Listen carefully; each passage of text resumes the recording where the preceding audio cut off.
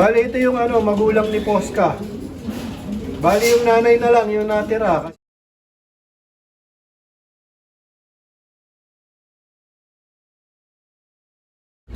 Welcome back mga kalapatids. Maraming salamat Boss Ronald Gonzales sa Kalapatids Breeder and Flyer Mix.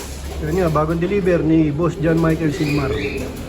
Bali, kinasa na namin o pinagparis-paris na namin yung aming mga breeder dito sa colony mga kalapatids. Ito na sila.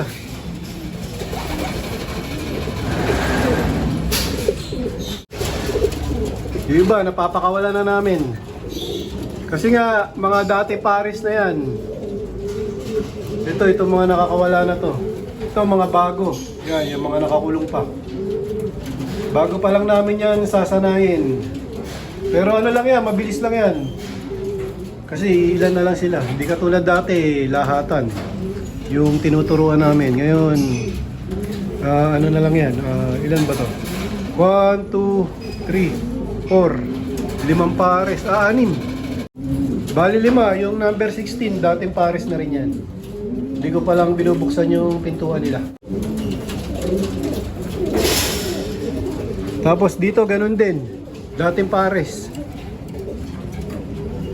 Dito lang yung naiiba yung kapares ni Major Payne. Kasi si Major Payne ay medyo matanda na. Hinayaan ko siyang pumares. Kung sino yung gusto niya kapares, nagustuhan niya yung bata. Well, ito nga yung nagustuhan ni Major Payne, yung brown na bata na yan, mga kalapatids. Hinayaan ko muna. Pero meron talaga ako ipapares kay Major Payne. Kina-quarantine ko lang. Bagong dating ngayon, galing kay Boss Idol Emmanuel Licodine. Yung kinuha ko nung Sunday. Bali, lahi din Major Payne yun, yung anak ni Turo. Lahi ng Turo at Tura.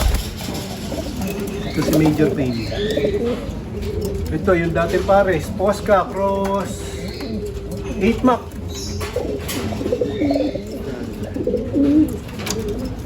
Ayan, mga dating yan, pares. O, mga dating mag-aasawa na. Kaya ano na yan, sanay na. Tapos nilagyan namin ng kanya-kanyang pakainan at painuman. Para kung sakali, dito kami magpapakain at magpapainom kasi bagong pares pa nga lang. O bagong kasa. Yan. Kung sakali may kukulungin kami na maglolo ko o mamamasok ng kwarto, yan, isasara namin yan. Tapos naka-ready na yung pakainan nila at painuman. Pero sa tingin ko, yung mga veterano, yung mga dating pares, ano yan, hindi na kailangan isara. Kasi mga sanay na nga yan. Ito lang yung kailangan bantayan dyan pagka bubuksan. Kaya itong mga nakasara na to, mga bagong bagong salta dito sa colony.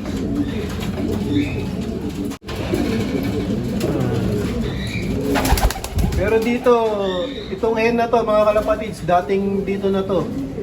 Kumbaga yung barako yung bago. Kaya hindi ko muna binubuksan. Pero ano yan, madali nga rin makakabisado ng barako yan kasi susunod lang siya dun sa hen. Ito, bago din yung hen. Dati nandito yung barako. So, dating kwarto na to ng barako. Tapos itong number 14, bago din yung hen. Yung hen lang yung binago ko, pero yung cup o yung barako, dating dito na nagkakwarto o dito siya nakatira. Tapos ito nga pala mga kalapatids, ito. Bali ito yung magulang ni Posca. Bali yung nanay na lang yung natira kasi nga yung barako ay hiniram ni Boss Idol, paring Russell. Ayan. Tapos ang pinares ko sa kanya yung kapatid nun. Nung Lockbreed 8 Mac. Bali kapatid din ito nung na kay paring Russell at na kay Gerard Abadilla.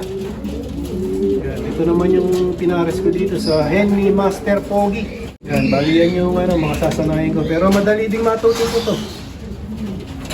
Kasi nga yung hen ay sanay na dito. Susunod lang yung barako dyan. Ang mahirap yung hen ang tuturuan. Tapos meron siyang dating kwarto dito. Ang mangyayari, babalik siya doon sa dati niyang kwarto. O dati niyang box. Ano, manggugulo yun. Mamamasok ng nest box. Kaya hanggat maaari yung hen, hindi ko binago ng ano yan, ng kwarto o ng nest box. O kaya kung may ilalagay akong bago dito o bagong pagpaparisin, sinisigurado ko na hindi sila galing sa ibang kwarto o sa ibang nest box, kasi nga may hirapan akong ipares yun. Matagal bago pumares o matutunan nilang bumalik sa kanilang nest box. Babalik at babalik sila doon sa dati nilang kwarto. Ang mangyayari, papasukin nila yung mga nakakulong doon sa nest box na pinagparis mo. Maggugulpihan muna yan mga kalapatids o mag-aaway. Pero ano din yun, natututo din, kaya lang kailangan mong bantayan. Pag pumasok, dapat mahuli mo kagad yung hen na yung kak na pumasok sa ibang kwarto o sa dati niyang kwarto.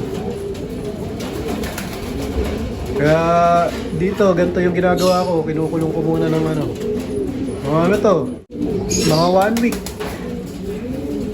Tapos kung gusto ko na silang turuan, bubuksan ko yan. Pero dapat bantay sarado mga kalapatids. Kasi mahirap pagka pumasok sa ibang kwarto yan, mag-aaway nga yan. Lalo na kung may itlog.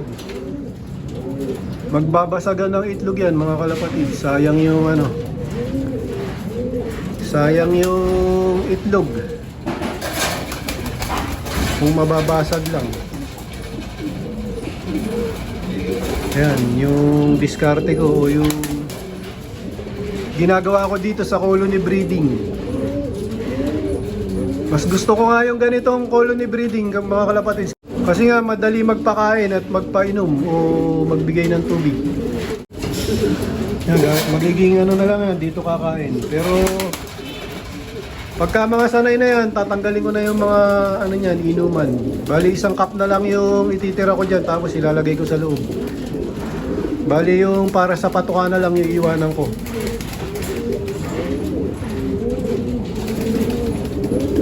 So yan, sana maging maganda yung maging inakay dito sa colony breeding. Pati na rin doon sa pinaris namin sa loob ng ibunan.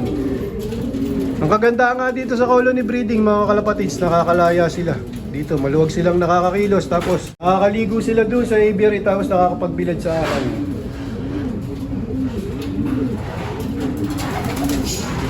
So yan ang aking diskarte sa colony. Dito ko muna tatapusin ang video ko para sa araw na to. Please like, share, comment, subscribe. Keep safe. God bless. Ingat mga kalapatids.